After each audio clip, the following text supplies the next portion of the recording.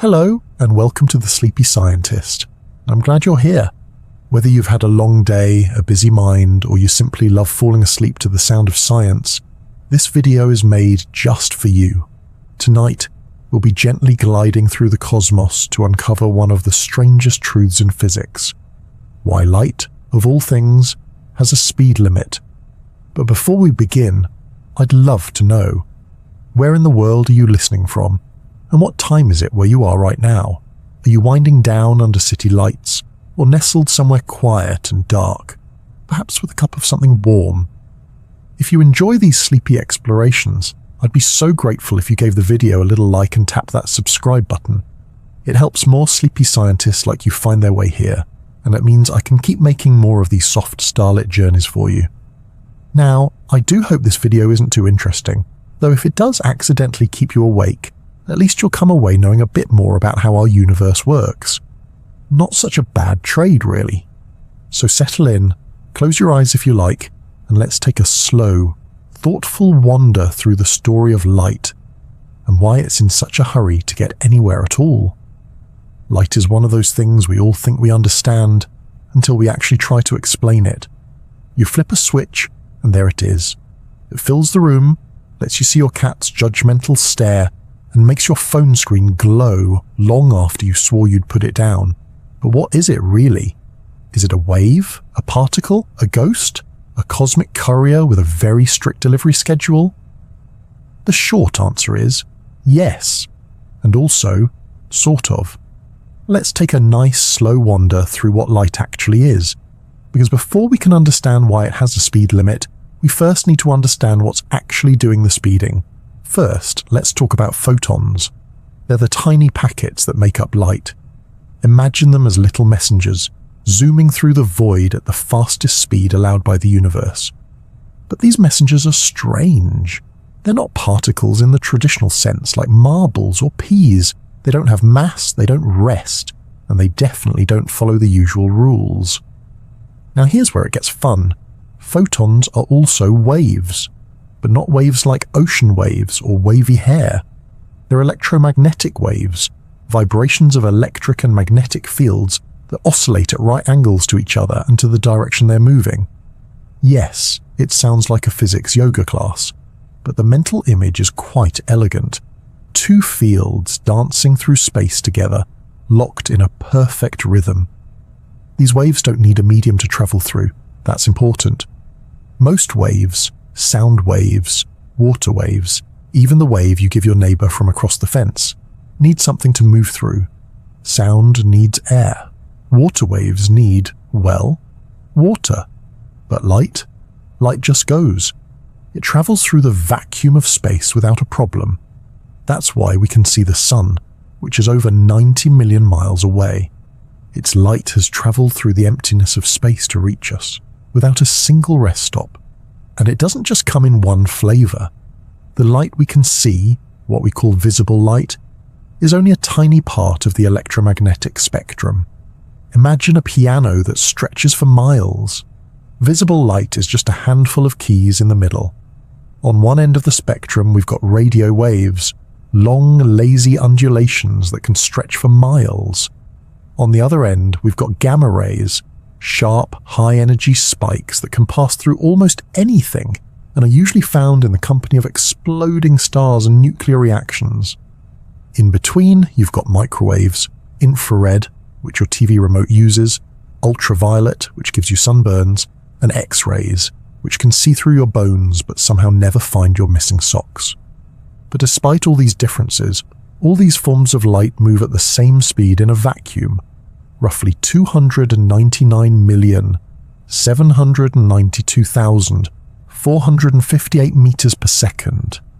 That's just under 300,000 kilometers every single second. A number so big it feels like nonsense. It's like saying, "How fast is that?" And the universe replies, "Yes." To put it in bedtime terms, if light were a runner, it could jog around the entire Earth more than 7 times in a single second. Not bad for something with no legs. But here's something else to keep in mind. Light doesn't always go that fast. In a vacuum, it's got a clear track and no traffic. But when it passes through something like water, glass, or even diamond, it slows down. Not because it's tired, but because it's interacting with the material's atoms. It's a bit like walking through a crowded room. You're still heading in the same direction, but there's a lot more bumping and weaving to do. That slowing down is what causes refraction, the bending of light when it moves from one material into another. That's why a straw looks bent in a glass of water, or why a diamond sparkles so brilliantly. It's all about how light's journey gets delayed, rerouted, and scattered. But here's the twist. Even though light slows down in these materials, individual photons still travel at the same speed between atomic interactions. They're just taking a more complicated path, like someone trying to speed walk through a dance floor full of enthusiastic uncles at a wedding.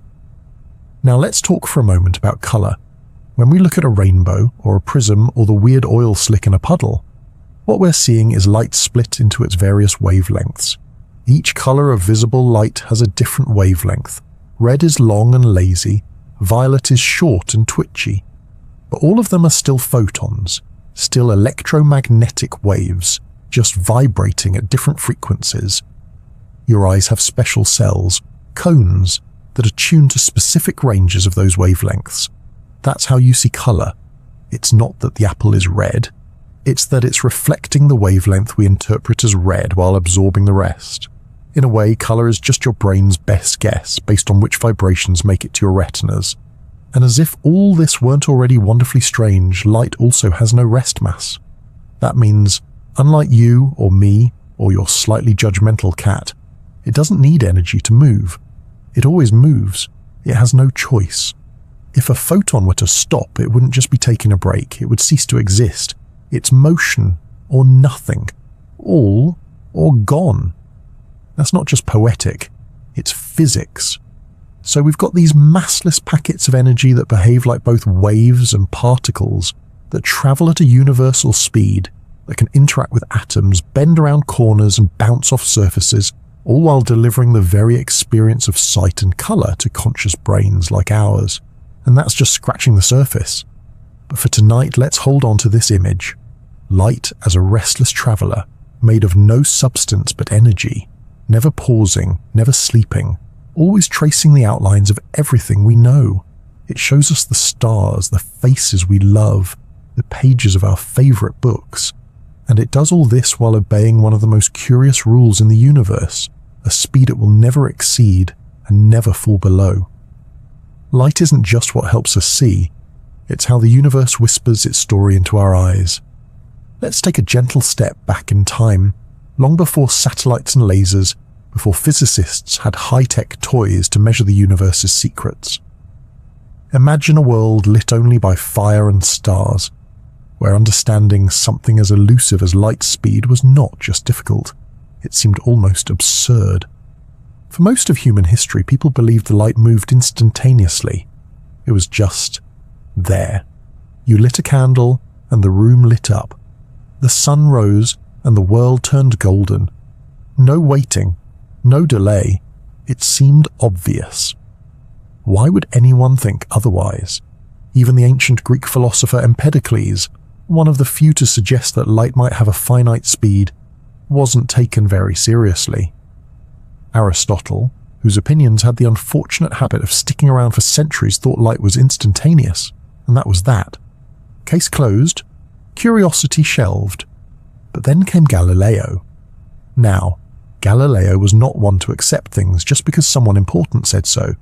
He liked to poke things, drop them off towers, and point telescopes at moons. And around the year 1638, he tried to measure the speed of light in what might be the most adorably optimistic experiment in history. The idea was simple. Galileo and his assistant each took a lantern, covered it, and stood on hilltops about a mile apart. Galileo would uncover his lantern, and as soon as his assistant saw the light, he would uncover his in return. Galileo would then measure the time between sending the signal and seeing the return flash. Now, even under the best of circumstances, this experiment was ambitious. The human reaction time alone is about 1/4 of a second. Light, meanwhile, takes less than a 10,000th of a second to travel a mile. It's like trying to measure the speed of a bullet with a sundial. Still, you've got to admire the effort. Galileo, unsurprisingly, concluded that if light did have a finite speed, it was far too fast for him to measure, which was true, but at least the question had been asked. Fast forward a few decades to a Danish astronomer named Ole Rømer, who in 1676 would accidentally stumble upon the answer by watching something quite far away, the moons of Jupiter. Rømer was tracking the orbit of Io, one of Jupiter's many moons, which zips around the gas giant like a cosmic clockwork. By carefully observing when Io disappeared behind Jupiter and when it reappeared, he noticed something odd. The timings weren't always the same. Sometimes Io appeared a little late, other times it was a bit early. At first glance, this might seem like bad scheduling, but Rømer had a brilliant thought. What if it wasn't Io that was being inconsistent, but us? What if the delay was caused by the fact that Earth was sometimes farther away from Jupiter and the light from Io had farther to travel? And just like that, the idea of light having a measurable speed began to take real, scientific shape. From these timing discrepancies, Rømer estimated that it took light about 22 minutes to cross the diameter of Earth's orbit, a distance we now know to be about 186 million miles. That's not too shabby considering he didn't have access to accurate distances or modern clocks. His estimate wasn't perfect, but it was revolutionary.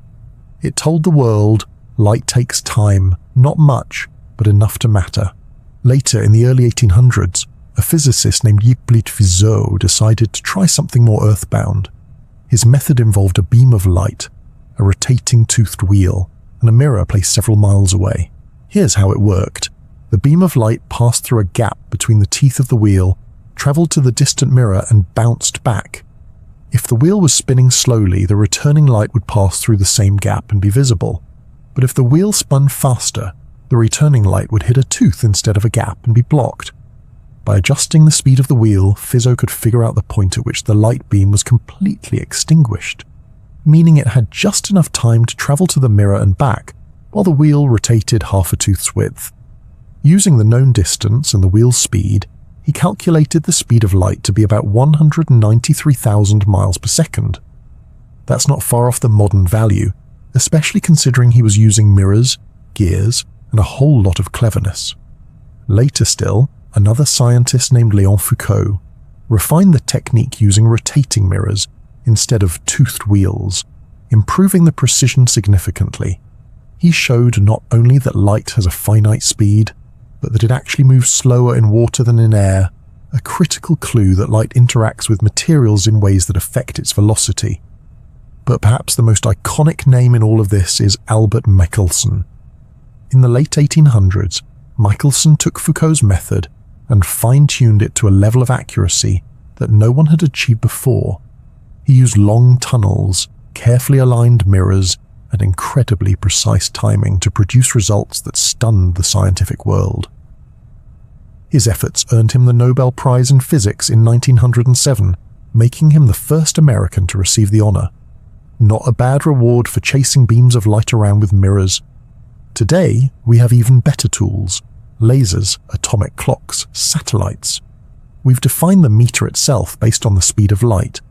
Since 1983, the meter has been officially described as the distance light travels in 1,299,792,458th of a second. In other words, we've flipped the equation. We no longer measure the speed of light. We use it as a standard to measure everything else. But it all started with people watching moons, spinning wheels, and wondering whether the universe might be slower than it looks. And maybe that's the quiet beauty of it. The speed of light isn't just a number, it's a story. A story of curious minds, imperfect tools, and elegant persistence. It's a tale told across centuries, from mountain tops and observatories and distant orbits. It's proof that even the fastest thing in the universe couldn't outrun human curiosity. So, now that we've met our speedy little photon friend and followed the long, curious journey to measure its pace, let's ask the question that really keeps physicists up at night. Why doesn't light just go faster? After all, it seems like a bit of an arbitrary number. Why 299,792,458 meters per second? Why not a nice round 300 million? Or 500 million? Or just infinite? Why does light, this ethereal, massless bundle of energy, have to obey a cosmic speed limit? To understand this, we need to take a calming stroll into one of the most elegant and mind-bending parts of physics, electromagnetism. More specifically, we're going to talk about a man named James Clerk Maxwell. In the 1860s, Maxwell took everything scientists knew about electricity and magnetism at the time. Think Benjamin Franklin's lightning rods and Michael Faraday's coils and magnets, and turned it into 4 beautiful mathematical equations. These are known, somewhat unimaginatively, as Maxwell's equations. They describe how electric and magnetic fields interact, change, and move. Now, you don't need to worry about the actual equations. No one's going to quiz you at bedtime. But here's the dreamy part. When Maxwell combined these equations, he discovered something extraordinary. They predicted a type of wave, an electromagnetic wave, that would naturally emerge whenever electric and magnetic fields wiggled in just the right way, and this wave would always travel at a specific speed. When he did the math, plugging in the known values for electric and magnetic constants, he got a number. That number, you guessed it, 299,792,458 meters per second. Maxwell was stunned. He'd found a number, a fundamental speed, buried deep within the laws of electricity and magnetism, and the kicker, that number matched the best available measurements for the speed of light. This wasn't just coincidence, it was a revelation. Light, Maxwell realized, was an electromagnetic wave, a self-propagating ripple of electric and magnetic energy zooming through the void at a speed dictated not by chance, but by the very structure of the universe. Let that sink in. Light speed isn't just a habit. It's built into the equations that govern the fabric of reality. It's not like the universe randomly spun a dial and landed on that number. It's more like the universe had to work this way. If electric and magnetic fields exist, and they definitely do, then light must travel at this speed. So that's part of the answer. Light goes the speed it does because that's the only speed electromagnetic waves can travel in a vacuum. Anything faster or slower would break the laws as we understand them. But now let's go one step deeper. Why can't anything go faster than that? After all, in everyday life, we're used to speed being kind of optional. If your car goes 100 kilometers per hour, it can also go 110 if you're feeling daring. But with light, there's no upgrade. No speeding ticket. Just a hard stop. To find out why, we need to call in someone you've probably heard of, Albert Einstein. In 1905, Einstein published his special theory of relativity, and with it, he changed everything. One of the key postulates of special relativity is this: the speed of light in a vacuum is the same for all observers, no matter how fast they're moving. That might sound tame, but it's actually bananas. Imagine you're on a train moving at 90% the speed of light. Very impractical, but excellent for thought experiments. You turn on a flashlight. You might expect that the light from your flashlight would appear to move faster for someone standing on the platform. After all, the train is already moving, and you've added the flashlight beam on top. But nope. Both you and the person on the platform would measure the speed of that light beam as exactly the same. 299,792,458 meters per second. Not a hair more, not a flicker less. To make that possible, reality has to bend itself around this rule. Time slows down, lengths contract, mass increases. The universe changes the way it ticks to ensure that no one, no matter how fast they go, can ever observe light speeding up or slowing down. And if you, a brave astronaut, tried to accelerate to the speed of light, you'd run into a problem. As you get faster, your mass increases. Not in the eating too many cookies sense, but in the you're requiring more and more energy to go just a little bit faster sense. As you approach the speed of light, your mass trends toward infinity, and that means you would need infinite energy to reach it. Infinite energy is a pretty tall order, even for the most ambitious traveler, and so, no matter how hard you try, you can get close but never quite there. You can chase the light, but you'll never catch it. That's why the speed of light isn't just the speed of light. It's the cosmic speed limit, the upper bound on how fast information, energy, or anything with mass can travel through the universe. It's a barrier, a boundary, a fundamental part of space-time itself. And here's a peaceful thought. If the speed of light weren't limited, everything would fall apart. Causality, the idea that causes happen before effects, would break down. You could theoretically see an effect before the cause, or send information backwards in time. It would be chaos, time travel, paradoxes, and a serious headache for logic.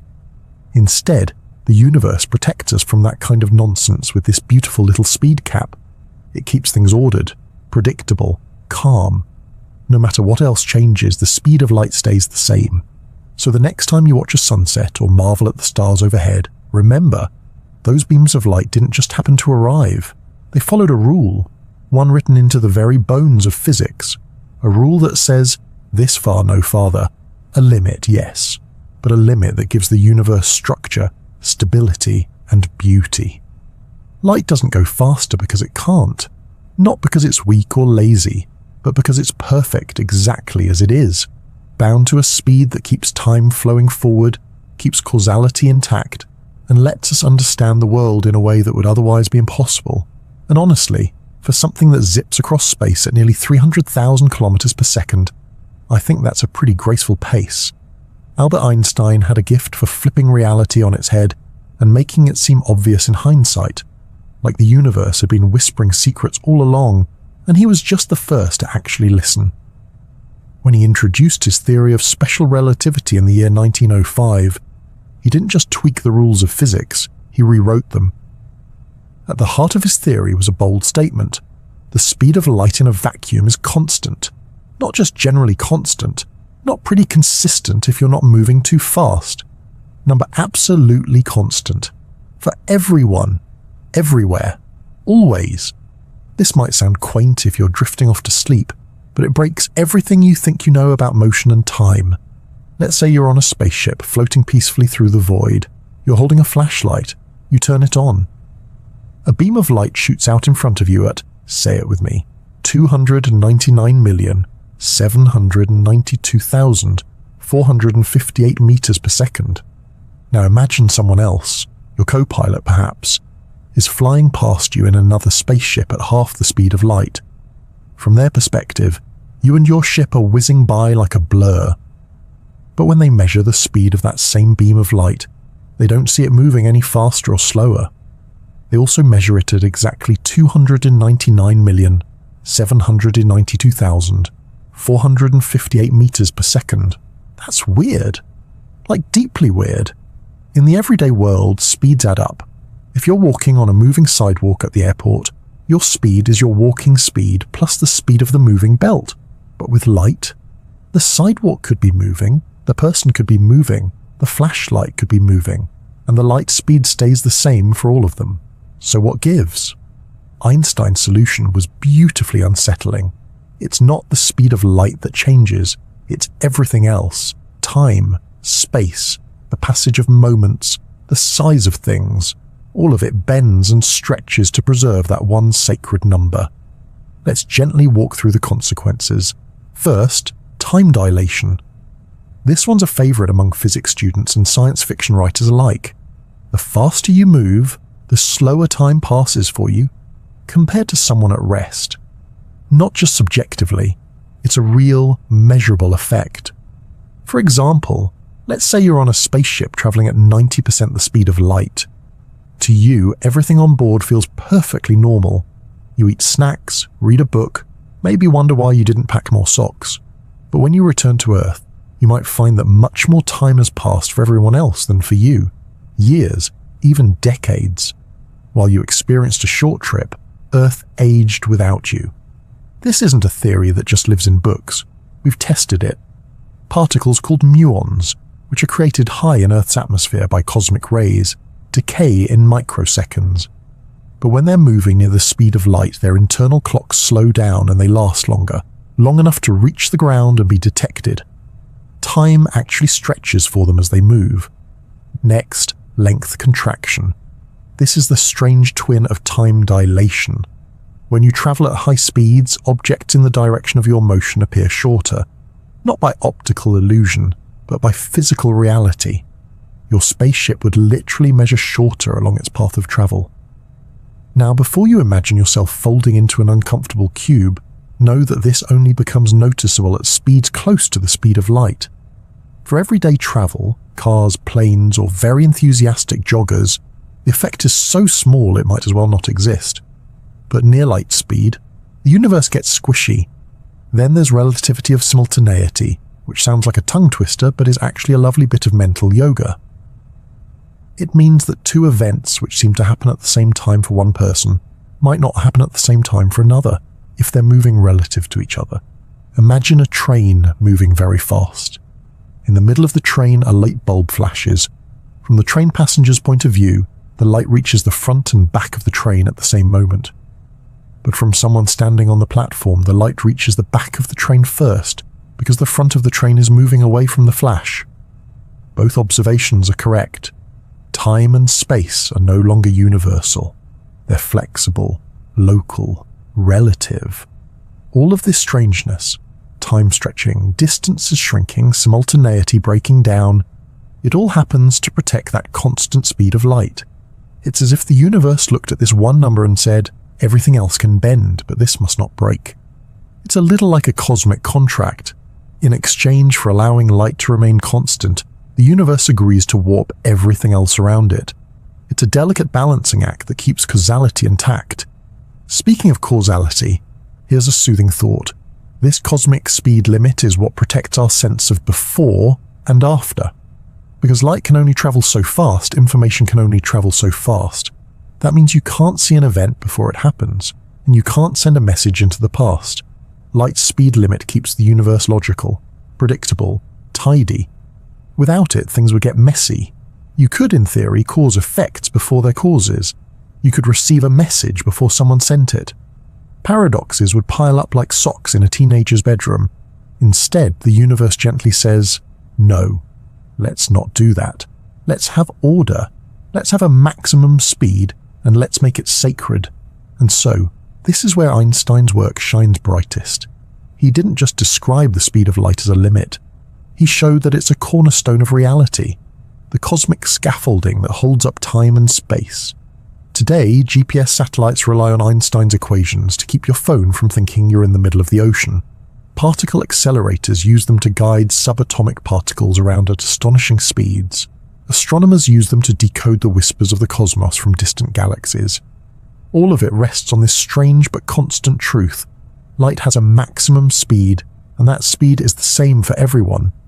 So the next time you see a sunbeam falling through your window or a lighthouse flickering in the dark, take a moment to marvel at what that light represents.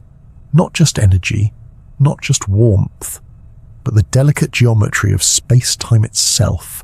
A quiet contract written in the language of light.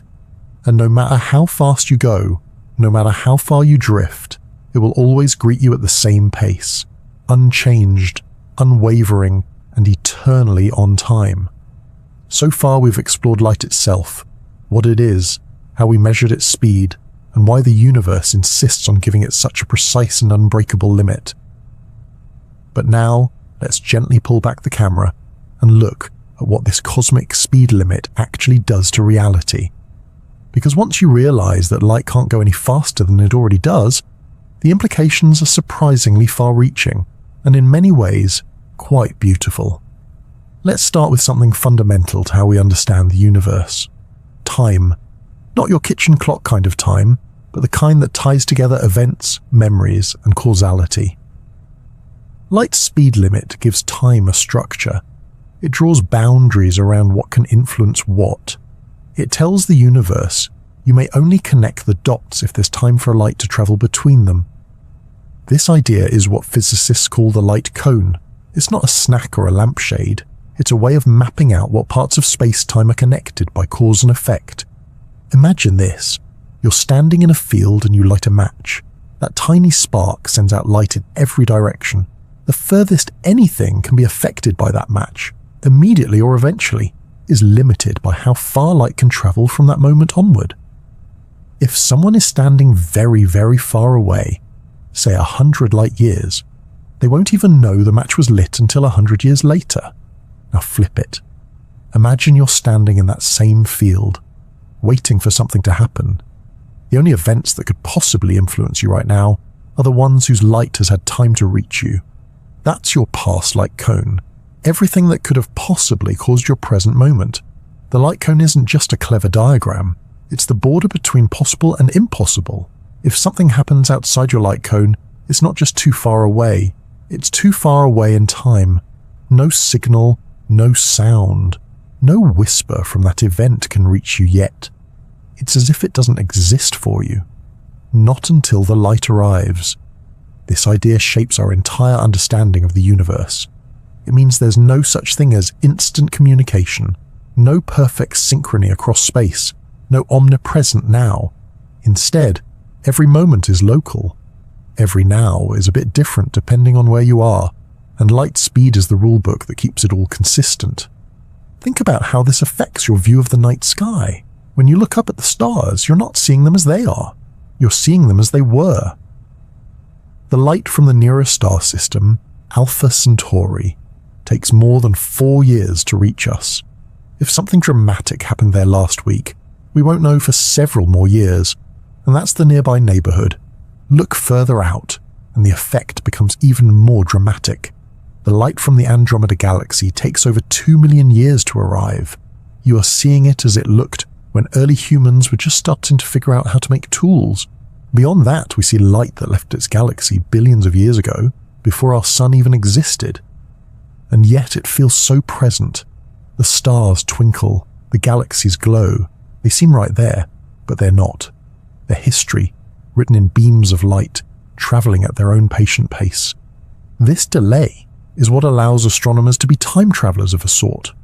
When they look into deep space, they're not just looking far, they're looking back. Every telescope is also a time machine, peering into epochs long gone. And all of this insight is possible because light doesn't move instantly. Its limit gives us access to the past. There's also something elegant about how this delay enforces causality. You can't influence something unless there's time for a signal to get there. That's not just a rule, it's a safeguard. It prevents paradoxes. It's the universe's way of saying, let's keep things logical. Without this speed limit, chaos would ensue. If you could send signals faster than light, you could, in theory, send a message to your past self. You could say, don't eat that suspicious burrito, and if you listened in time, you'd have no reason to send the message in the first place. That's the kind of logic loop that keeps theoretical physicists up at night, and not in a good way. But with the speed of light as a cap, those loops never happen.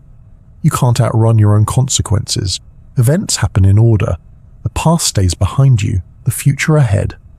It's not just the flow of time, it's the structure of time. And it affects more than distant galaxies or imaginary time machines. It's built into your day-to-day life. Consider communication. When you make a phone call or send a text message, you might not think about light speed. But if you're talking to someone on the other side of the planet, there's a very slight delay, tiny but measurable. The signal is traveling as electromagnetic waves, often bounced through satellites or fiber optic cables. These waves move at or near the speed of light, but Earth is big, and light, while fast, still takes time. Now think about spacecraft. When Mission Control sends a signal to a Mars rover, it can take anywhere from 4 to 20 minutes for the message to arrive, depending on where the two planets are in their orbits. That means if the rover stubs its robotic toe on a Martian rock, the scientists on Earth won't know until nearly half an hour later. There's no real-time remote control. The rover has to be autonomous, making decisions on its own because the speed of light says, you're on your own out here. Even your favorite streaming service obeys this limit. Every pixel, every frame of your late-night documentary binge had to travel from some server, across cables and switches, all moving as pulses of light limited by the universe's built-in pace. It might sound like a constraint, but really it's a kind of harmony. The speed of light gives us a universe where effects follow causes, where the past is fixed and the future is waiting. It gives structure to space and time. It turns an endless, featureless void into a tapestry of ordered events. And while it might seem strange to think that the fastest thing in the universe is also the thing that slows down how quickly we can know something happened, that delay, those tiny moments of waiting, are what make the universe understandable. They give us distance, perspective, a little room to think, and maybe, just maybe, a little space to rest. Let's imagine, for a moment, that you're not the kind of person who takes no for an answer. You've heard all about this speed limit, this cosmic traffic rule etched into the laws of physics, and naturally your first question is, well, what if we just ignore it? Could anything ever go faster than light? It's a tempting thought. After all, human beings have a habit of pushing limits. We've broken the sound barrier, we've sent robots to Mars, we've built machines that can smash atoms apart. So, what's stopping us from finding some cosmic shortcut? Something that zips along faster than 299,792,458 meters per second. Let's start with a curious little idea from the theoretical physics basement: tachyons. These hypothetical particles were dreamed up as part of certain equations, and they come with an eyebrow-raising feature. They can only travel faster than light. In fact, they can't slow down enough to reach the speed of light. That's their limit in the other direction. Sounds exciting, right? A particle that naturally ignores the speed limit, zooming through the universe like a hyperactive squirrel on espresso. There's just one small problem. No one has ever found a tachyon. Not in a lab, not in deep space, not even lurking suspiciously in the gaps between equations. They're like a rumor in a small town, always mentioned, never seen. And even if tachyons did exist, they would cause more problems than they solve. If you could use them to send information, you could violate causality, meaning you could send a message into your own past. And if you've ever watched a time travel movie, you know how messy that can get. Grandparents disappear, timelines collapse, and everything starts to unravel. So, theoretical physicists mostly agree. Tachyons are fun to think about, but probably not real. They belong in the box labelled interesting but nope. But what about other fast things? Let's look at quantum entanglement, one of the spookiest phenomena in all of physics. When two particles are entangled, measuring one seems to instantly affect the other, no matter how far apart they are. You measure one here on Earth, and its twin, on the other side of the galaxy, reacts in perfect sync. It feels like a cosmic cheat code. Surely this is faster than light. Well, yes and no. The key point is that while entanglement correlations appear instantly, they don't transmit usable information. There's no way to control the outcome of the measurement on one particle, so there's no way to use it to send a message. It's like two people flipping identical coins across the universe and somehow always getting matching results. But neither one can use it to say, hello. Einstein himself was deeply bothered by this. He called it spooky action at a distance. But modern experiments have confirmed that entanglement is real and that it doesn't allow for faster-than-light communication. The universe is spooky, yes, but still respectful of the speed limit. Then there's Cherenkov radiation, a bit of glowing weirdness that happens when a charged particle moves through a medium. Like water, faster than light can move through that same medium. Yes, you heard that right. Light doesn't always move at its full speed. In materials like glass, water, or plastic, it slows down a little due to interactions with atoms. So, if a particle moves faster than that reduced speed, it creates a kind of light shockwave, similar to a sonic boom. This is what causes the eerie blue glow you see in nuclear reactors submerged in water. It's not that anything is breaking the universal speed limit, just the local speed limit inside the material. Light in a vacuum still reigns supreme. No actual laws are broken, just bent a little in the pool. But what about going the extra mile? Could we build a warp drive, like in those classic science fiction shows? Could we bend space itself instead of just moving through it? Well, in theory, maybe. One idea, proposed in the 1990s by physicist Miguel Alcubierre, suggested that it might be possible to contract space in front of a spacecraft and expand it behind. This would let the ship ride a wave of warped space-time, technically never moving through space faster than light, but still arriving at its destination quicker than a beam of light could on its own. It's a clever workaround. but it comes with a few snags. First, it would require a substance with negative energy density, a kind of exotic matter that we have no evidence for and no real idea how to create. Second, even if you could build such a thing, the energy requirements would be, well, let's just say planet-sized. Some calculations suggest you'd need the mass energy of Jupiter just to move a grapefruit. So for now, warp drives remain firmly in the realm of imagination. Cool for storytelling, tricky for engineering. There's also the idea of wormholes, tunnels through space-time that could, in theory, connect two distant points instantly. Think of them as cosmic shortcuts or space-folding bridges. Again, the math allows for them. But again, the problems stack up. Stability, exotic matter, time paradoxes. It's like trying to build a suspension bridge using soap bubbles and hope. And even if you could make one work, it wouldn't technically be faster than light travel. You'd just be taking a shorter path. The light still wins the marathon, but you found a convenient side street. So, where does that leave us? Despite the clever ideas and curious exceptions, nothing with mass or information has ever been observed traveling faster than light. Every time we think we've found a loophole, the universe calmly steps in and closes it with a raised eyebrow and a chalkboard full of equations. And maybe that's not such a bad thing. The speed of light might seem like an irritating restriction, like a locked door at the edge of possibility.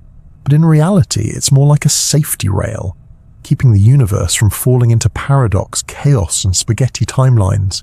It gives us structure, it gives us order, and it gives us a kind of cosmic serenity, knowing that no matter how weird things get, there are still boundaries that even the universe won't cross. So if you ever find yourself wishing you could beam across the stars or message your past self about tomorrow's weather, take comfort in the fact that light itself, swift, silent, and steady, is moving as fast as anything can. It's already leading the way, and perhaps that's enough. By now, you might be sensing a pattern. The speed of light isn't just some arbitrary number. It's a cosmic foundation stone, woven into the universe's very architecture. But what if it's telling us something even deeper than we realize? What if that mysterious, almost poetic number, 299,792,458 meters per second, isn't just a limit on speed, but a key to understanding space, time, and reality itself? Let's take a relaxed stroll into one of the more philosophical corners of physics. Don't worry, we're keeping it cozy. You can keep your slippers on. One of the most intriguing ideas in modern physics is that the speed of light is not just the pace of a photon, but a kind of conversion factor, a bridge between space and time. That number, let's just call it c for convenience, is what lets us translate distance into time and back again. It's like the universe's built-in translator. You've probably seen this in Einstein's famous equation, E equals mc squared. Here, the speed of light appears as a bridge between mass and energy. It tells us how much energy is locked up inside a certain amount of mass. But c also shows up all over relativity, in equations that describe time dilation, length contraction, and space-time curvature. The fact that it keeps popping up is no coincidence. It's a hint that c is more than just a speed. It's a kind of universal glue. Let's explore that with a simple, calming thought experiment. Imagine the universe is like a great woven fabric, made up of both space and time. Not two separate threads, but one single material, space-time. This concept, while sounding like a science fiction buzzword, is very real. In Einstein's theory, space and time aren't separate dimensions. They're interlinked, and they behave like one smooth, flexible thing. When you move through space, you're also moving through time. When you speed up, time slows down. When gravity pulls, it bends both space and time around it. But here's where the speed of light comes in. It's the conversion rate between space and time. Think of it like the exchange rate at a currency desk, but instead of euros and dollars, it's meters and seconds. This helps explain why you can measure distances in light years. That's not a measure of time, it's a measure of distance. 1 light year is how far light travels in 1 year. The fact that we can use a time-based unit to describe distance speaks to how deeply interwoven the two concepts are. So when we say nothing can go faster than light, we're also saying nothing can mess with the relationship between space and time. The speed of light defines that relationship. It's the stitching that holds the whole quilt of reality together. There's a certain calmness in that, because it means the universe has a kind of built-in consistency. No matter where you are, no matter how fast you're moving, c remains the same. It's a cosmic constant that makes equations work, keeps cause ahead of effect, and ensures that physics behaves itself even at the edges of black holes or the hearts of galaxies. In fact, physicists don't even treat c as just a speed anymore. In many natural units used in theoretical physics, they actually set the speed of light to 1, just the number 1. Not because they're lazy, but because it simplifies things. Once you do that, space and time can be treated on equal footing. Distances and durations can be measured in the same units. The equations get cleaner, more elegant. It's like the universe tidies itself up. This leads us to an even more curious idea. Maybe the universe isn't built for light to move. It's built around the speed of light itself. Think of it like this. When light travels, it doesn't experience time. From the perspective of a photon, the moment it is emitted and the moment it's absorbed happen at the same instant. There is no ticking clock inside a beam of light. Time, from light's point of view, simply doesn't pass. That's a wild idea, but it's backed up by relativity. The faster you go, the slower your clock ticks. For something moving at the speed of light, the ticking stops altogether. It exists only in motion, in the act of moving. It's never at rest. In fact, it can't be. And this brings us back to that poetic truth. Light is not just traveling through the universe. It defines the structure of the universe as it goes. The speed of light is not something that light chooses. It's something the universe insists upon. Even the way we define our basic units of measurement now revolves around this speed. Since the year 1983, the meter has been defined based on how far light travels in a certain amount of time. Specifically, 1 meter is the distance light travels in 1,299,792,458th of a second. That's not just poetic, that's precise. We've made the speed of light the ruler against which all rulers are measured. It's our measuring stick for both time and space, and perhaps that's the most grounding part of all this. In a universe that can seem vast and strange, filled with dark matter and quantum uncertainty, there is something beautifully fixed. The speed of light is a constant you can build your world around, because we quite literally do. So next time you see that little flicker from a candle, or the soft starlight filtering through your window, know this: you're witnessing more than just brightness. You're seeing a cosmic law in action, a message from the very geometry of space-time, a reminder that while the universe may be immense and mysterious, it is also quietly, elegantly consistent. Light doesn't just illuminate the world, it sets the rhythm of the cosmos. And perhaps, on a quiet night, as the photons from distant stars drift gently down onto your face, you can imagine the universe whispering in its own language, softly, steadily, at exactly 299,792,458 meters per second. By now, we've seen how the speed of light isn't just some footnote in physics textbooks. It's the pulse of the cosmos, the stitch in the fabric of space and time, and the steady metronome that keeps reality in rhythm. But here's something that might surprise you. The speed of light isn't just out there, floating between galaxies or bouncing off distant stars. It's woven into your everyday life too. That's right. Even if you've never flown a spaceship or built a particle accelerator in your backyard, though if you have, hats off, you're still living in a world shaped, defined, and quietly orchestrated by the speed of light. Let's start with something familiar: your phone. Yes, that humble device you're probably listening to this on. Every time you tap the screen, stream a video, or send a sleepy emoji to a friend, you're harnessing the power of light, specifically light traveling through fiber optic cables. These slender strands of glass or plastic are the backbone of the internet. They stretch beneath oceans and continents, forming a global web that carries information at nearly the speed of a light. When you load a web page, you're not just waiting for a server to think about it.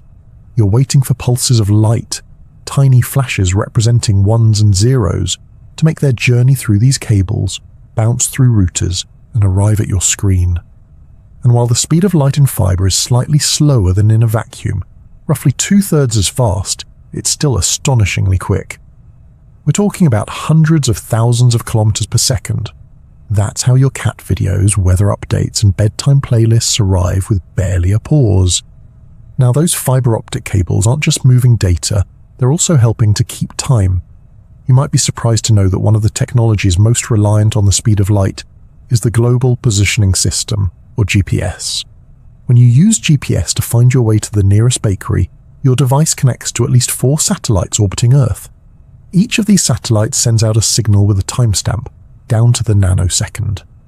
Your GPS receiver compares the arrival times of these signals to figure out your location. It's a bit like asking 4 friends how far they are from you, and then using that to triangulate your spot on a map. But here's the twist. For this system to work, we have to account for both special and general relativity, the very theories we've been gently strolling through. The satellites are moving quickly relative to Earth's surface, so their onboard clocks tick a little slower, thanks to special relativity.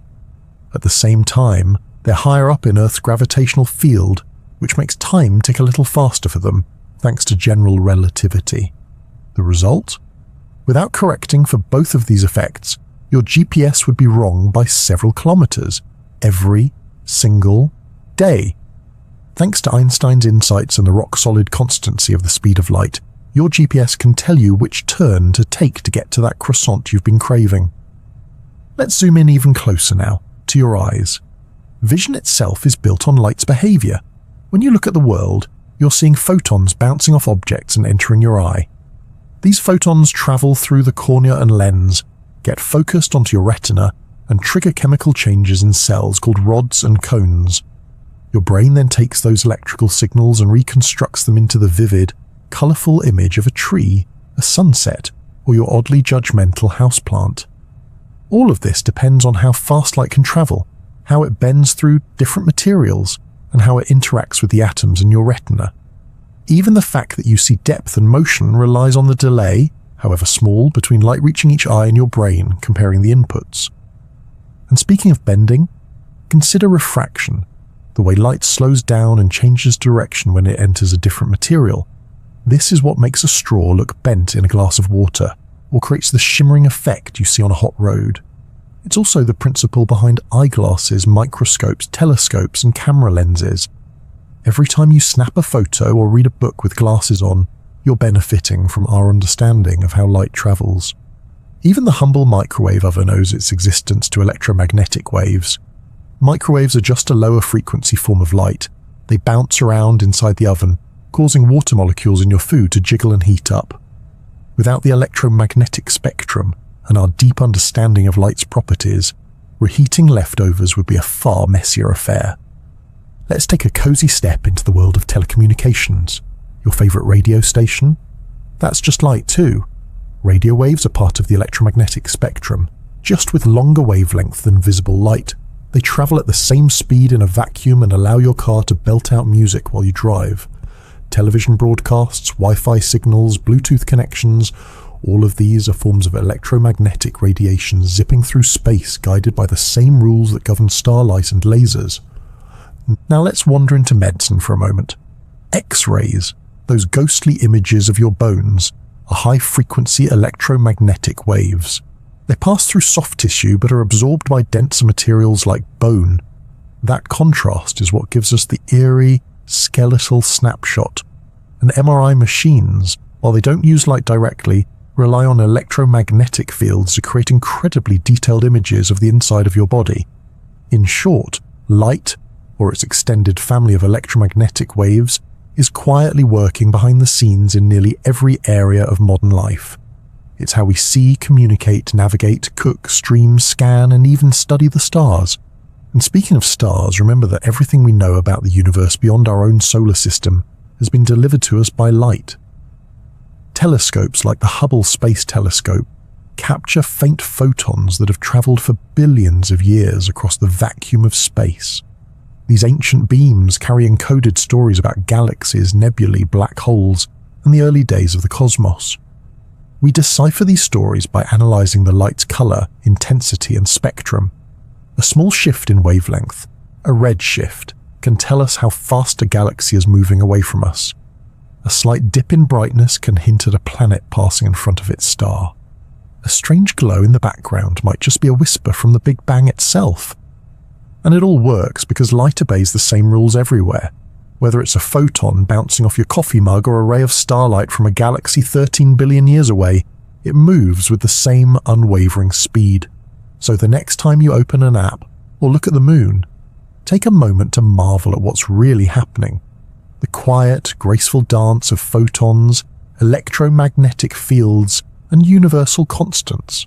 The steady, tireless motion of light racing around, through and within your world, all at the speed of 299,792,458 meters per second. Light isn't just a cosmic phenomenon.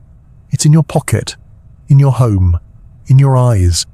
It's the quiet engine of the everyday. Take a moment, if you will, to imagine a single beam of light drifting through the vast emptiness of space. No planets, no stars, no gravity pulling at it. Just one solitary photon, gliding effortlessly through the vacuum, neither speeding up nor slowing down.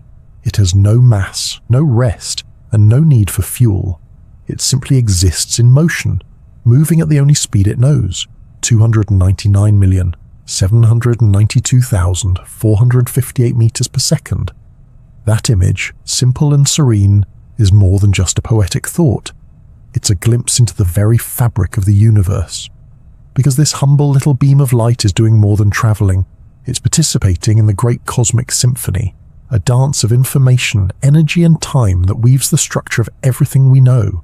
Let's begin with one of the most awe-inspiring pieces of light's legacy, the cosmic microwave background, or CMB. This isn't just a fancy name, it's the oldest light in the universe. It's been travelling, unbothered and undisturbed, for nearly 14 billion years. This faint, uniform glow fills the universe and gently bathes everything in its presence. It's not the light from stars or galaxies, it's the cooled-down remnant of the very moment the universe became transparent, about 380,000 years after the Big Bang, when things had finally cooled enough for atoms to form and photons to roam free. Before that, the universe was like a dense fog, opaque, chaotic, and hot. But once neutral hydrogen formed, light could move without constant interference, and so it did. It set off in all directions, a sea of ancient radiation now stretched by the expansion of the cosmos into soft microwave whispers. When scientists measure the CMB, they're literally catching photons that have been travelling since the dawn of time. These particles of light have never rested. They've crossed the universe just to gently land in a detector and say, here's what it was like back then. That's not just history, that's cosmic archaeology. But the story doesn't stop there, because light doesn't only tell us where we've been, it also binds everything we're experiencing right now. From the way stars shine to the way atoms behave, light is the silent participant in every process around us. Take photosynthesis, for example. It's the engine behind almost all life on Earth, and it starts when sunlight hits a leaf.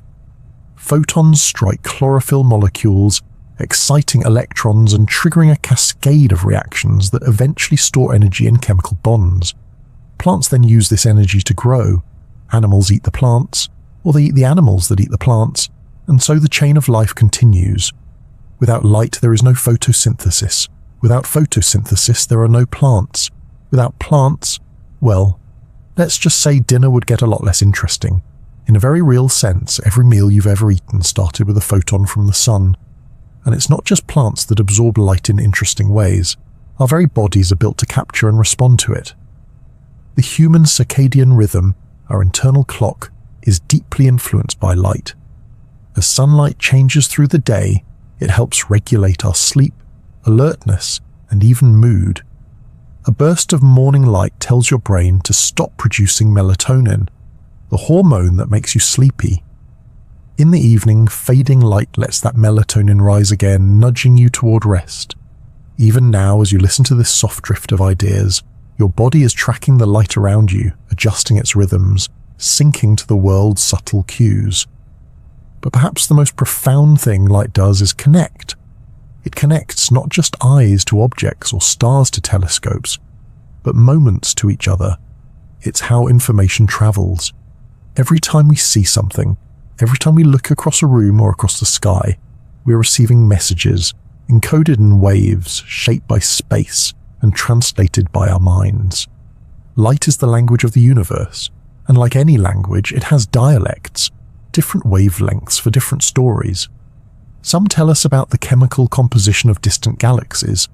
Others warn us of gamma-ray bursts, the most energetic explosions in the universe.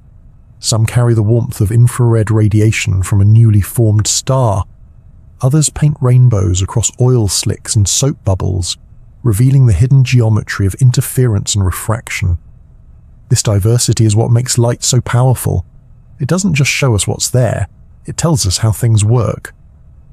A split beam passed through a prism reveals that white light is a symphony of colors. The light from a supernova reveals the fingerprints of heavy elements, forged in the violent furnace of a dying star. And the most remarkable part? We've learned to listen better. With radio telescopes, we hear the whispers of hydrogen clouds. With X-ray telescopes, we see the skeletons of galaxy clusters. With infrared instruments, we peer through dust to watch stars being born. We've even built gravitational wave detectors, tuned not to light, but to ripples in space-time itself, another cosmic messenger, complementing what photons have always told us. All of this paints a picture of a universe not as a cold, silent expanse, but as a place full of signals, full of stories, full of light. It reminds us that we're not separate from the cosmos, observing from afar. We're bathed in it, shaped by it, part of it. The atoms in your body were forged in stars that lit up billions of years ago. The light from those stars crossed interstellar space, touched gas clouds, seeded new solar systems. That same process created the carbon in your cells, the calcium in your bones, the iron in your blood. You are quite literally made of star stuff carried to you by light.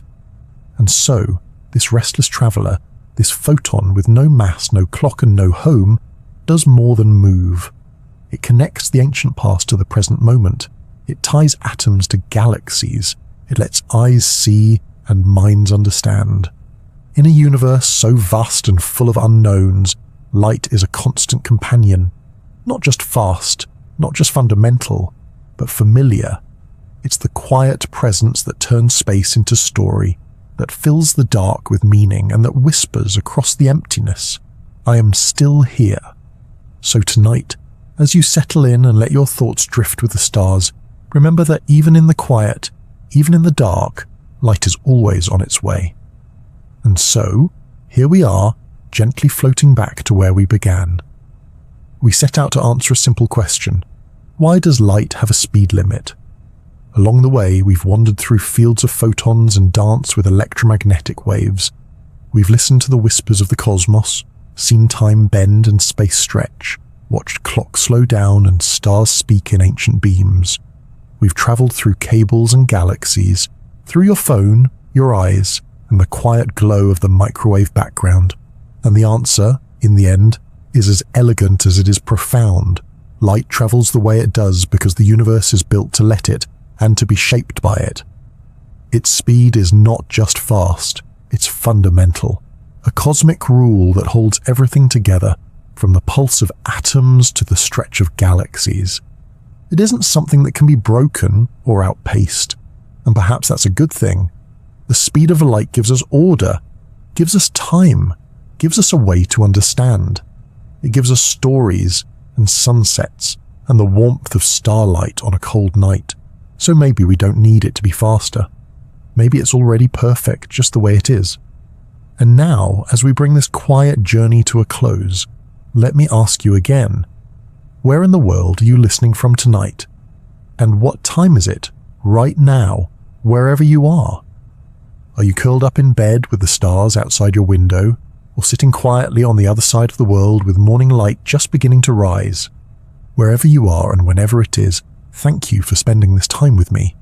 If this video helped you wind down or sparked a quiet wonder, I'd be truly grateful if you gave it a like and tapped subscribe. It helps others find their way here, to this calm little corner of curiosity.